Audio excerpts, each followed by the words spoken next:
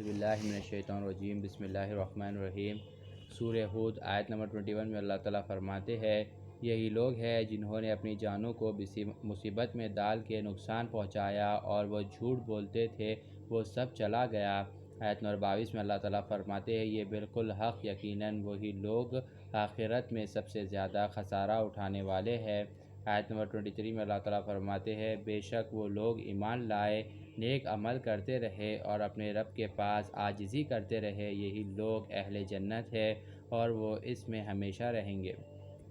آیت نمبر 24 میں اللہ تعالیٰ فرماتے ہیں، کافر اور مسلمان دونوں گروہ کی مثال اندھے اور بہرے اور اس کے اپوزٹ دکھنے والے اور سننے والے کے جیسی ہے۔ کیا یہ دونوں کا حال برابر ہو سکتا ہے؟ کیا تم پھر بھی وارننگ قبول نہیں کرتے؟ یعنی اللہ تعالیٰ بول رہے کہ کافر کا ایک گروپ اور مسلمان کا گروپ کی مثال ایسی ہے۔ کافر کا گروپ ایسا ہے جو اندھا ہے، بہرا ہے، جو دیکھ نہیں سکتا، جو سن نہیں سکتا، اور مسلمان گروپ کی مثال ایسی ہے کہ جو سن سکتا اور دیکھ سکتا۔ تو اللہ تعالیٰ بول رہے کیا تم ابھی بھی وارننگ قبول نہیں کرتے کیا؟ اوکے پوچھے اللہ تعالیٰ۔ آیت نمبر 25 میں اللہ تعالیٰ فرماتے ہیں، اور بے شک ہم نے نوح علیہ السلام کو ان کی قوم کی طرف بھیجا، انہوں نے ان سے کہا، میں تمہارے لیے کھلا اللہ سے ڈر سنانے والا بن کر آیا ہوں۔ آیت نمبر 26 میں اللہ تعالیٰ فرماتے ہیں، تم اللہ کے سوا کسی کی عبادت نہ کرو، میں تم پر خطرناک دن کے عذاب کی آمد کا خوف رکھتا ہوں۔ آیت نمبر 27 میں اللہ تعالیٰ فرماتے ہیں، سو ان کی قوم نے کفر کرنے والے سردار اور وڈیرے یعنی جو لیڈرز رہتے وڈیروں نے کہا، تم ہمیں ہمارے جیسے ہی بشر دکھائی دیتے ہو اور ہم نے کسی پیسے والے کو تمہیں فالو کرتے ہوئے نہیں دیکھا، سوائے ہمارے سوسائٹی میں جو غریب ہے اور فقیر ہے، صرف وہی تمہاری پیروی کرتے ہیں اور ہم تمہارے اندر ہمارے اوپر کوئی سپیریئر نہیں دیکھتے، یعنی پاور میں، پیسے میں، اور نہ ہی تمہاری جماعت میں کوئی بڑا آدمی نہیں ملتا، ہم تو تمہیں جھوٹا سمجھتے ہیں۔ آیت نمبر 28 میں اللہ تعالیٰ فرماتے ہیں، پھر نوح علیہ السلام نے کہا، اے میری قوم، بتاؤ تو صحیح، اگر میں اپنے رب کی طرف سے روشن دلیل پڑھ بھی لوں اور ان سے مجھے اپنے پاس سے خاص رحمت بھی بخشی ہے، مگر وہ تمہارے اوپر اندھوں کی طرح پوشیدہ کر دیا ہے، ہم اس سے تم پر زبردستی کر سکتے ہیں، در حالانکہ تم اس سے ناپسند کرتے ہو۔ آیت نمبر 29 میں اللہ تعالیٰ فرماتے ہیں، نوح علیہ السلام نے کہا، اے میری قوم، میں تم سے اس دعوت و تبلیغ پر کوئی مال اور دولت نہیں مانگتا، میرا اجر تو صرف اللہ کے ذمہ ہے، اور میں تمہارے خاطر ان غریب لوگوں کو جو ایمان لائے، میں ان لوگوں کو ہکال دوں نہیں تو انہیں غریب سمجھو، بلکہ یہی حقیقت میں ریسپیکٹیبل لوگ ہیں، بے شک یہ لوگ اپنے رب سے ملنے والے ہیں، اور میں تمہیں جاہل اور تم لوگ کی کوئی بات نہیں سمجھتا۔ آیت نمبر 30 میں اللہ تعالیٰ نوح علیہ السلام فرماتے ہیں، اے میری قوم، اگر میں ان کو دھتکار دوں تو اللہ کے عذاب سے بچنے میں میری مدد کون کر سکتا ہے؟ کیا اس بارے میں تم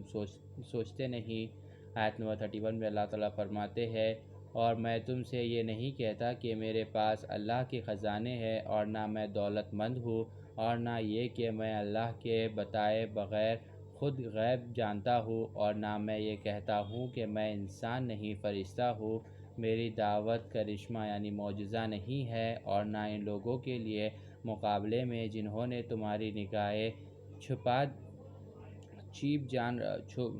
چھپی جان رہی ہے،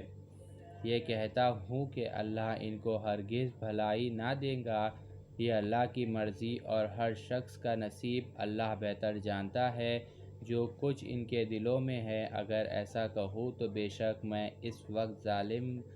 ظالموں میں ہو جاؤں گا۔ آیت نمبر 32 میں اللہ تعالیٰ فرماتے ہیں کہ نوح علیہ السلام کی قوم کہنے لگی، اے نوح، بے شک تم ہم سے لڑ چکے ہو، تو تم نے بہت لڑ لیا، پس تم ہمارے پاس وہ عذاب لے کے آؤ جس کا تم ہم سے وعدہ کرتے ہو، اگر تم واقعہ میں سچے ہو۔ آیت نمبر 33 میں اللہ تعالیٰ فرماتے ہیں نوح علیہ السلام نے کہا وہ عذاب تو بس اللہ ہی تم پر لائیں گا اگر اس نے چاہا اور تم اس سے اللہ کو مجبور نہیں کر سکتے۔ آیت نمبر 34 میں اللہ تعالیٰ فرماتے ہیں اور میری نصیحت بھی تمہیں فائدہ نہیں پہنچائیں گی اگر میں تمہیں نصیحت کرنے کا ارادہ کروں۔ اگر اللہ نے تمہیں گمراہ کرنے کا ارادہ فرما لیا ہے وہ تمہارا رب ہے اور تم اس کی طرف لوٹائے جاؤ گے۔ آیت نمبر 35 میں اللہ تعالیٰ فرماتے ہیں اے حبیب صلی اللہ علیہ وآلہ وسلم کیا یہ لوگ کہتے ہیں کہ پیغمبر نے اس قرآن کو خود بنا لیا ہے تو کہہ دیجئے اگر میں نے اسے بنا لیا ہے میرا جرم کا گناہ میرے اوپر آئے گا اور میں اسے بری ہوں جو تم کر رہے ہو۔ آیت نمبر 36 میں اللہ تعالیٰ فرماتے ہیں اور نوح علیہ السلام کی طرف وحی کی گئی کہ اب ہرگز تمہاری قوم میں سے کوئی ایمان نہیں لائے گا سوائے اب تک جو ایمان لا چکے ہیں تو آپ ان کے بیکار باتوں سے دکھ نہ ہو۔ آیت نمبر 37 میں اللہ تعالیٰ فرماتے ہیں اور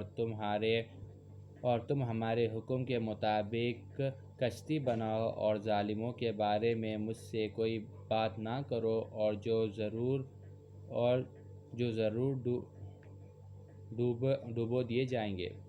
آیت نمبر 38 میں اللہ تعالیٰ فرماتے ہیں اور نوح علیہ السلام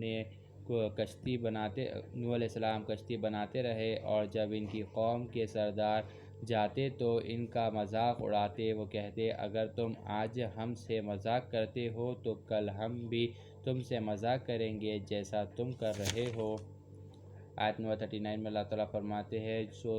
جو تم قریب جان لو گے کہ اس پر دنیا میں ہی عذاب آیا ہے تو وہ عذاب انسان کو ذلیل اور رسوا کرے گا اور آخرت میں بھی کس پر ہمیشہ عذاب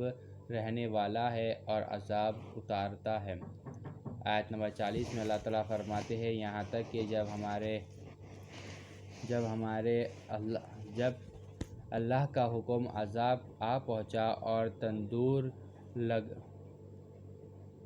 تندور یعنی آگ و پانی کے چشمے کی طرح جوش میں ابلنے لگا تو اللہ تعالیٰ نے فرمایا اے نوح کشتی میں ہر جانور میں ایک نر اور مادہ یعنی میل فیمیل لے لو اور اپنے گھر والوں کو بھی لے لو سوائے ان کے جن پر مار ڈالنے کا فرمان پہلے ہی آ چکا ہے یعنی ان کی بیوی اور بیٹا ایمان نہیں لائے تھے تو لوگ کو پہلے ہی مار دینے کا حکم آیا بلکہ اللہ تعالیٰ بولے آپ کی بیوی اور بیٹے کو چھوڑ کے آپ کے رشتہ داروں کو لے لو اور جو ایمان لائے ان لوگ کو لے لو اور جو جانور ہے ان لوگ میں سے ایک جوڑی کو لے لو اور جو کوئی ایمان لایا ہے اسے بھی ساتھ لے لو اور چند لوگوں کے سوا کوئی ایمان نہیں لایا تھا۔ اور جو نوح علیہ السلام جب دلیلیں پیش کرے اور نبوت کا اعلان کرے تو خالی تھوڑے لوگ ایمان لائے تھے۔ صدق اللہ العظیم و صدق مولانا رسول اللہ۔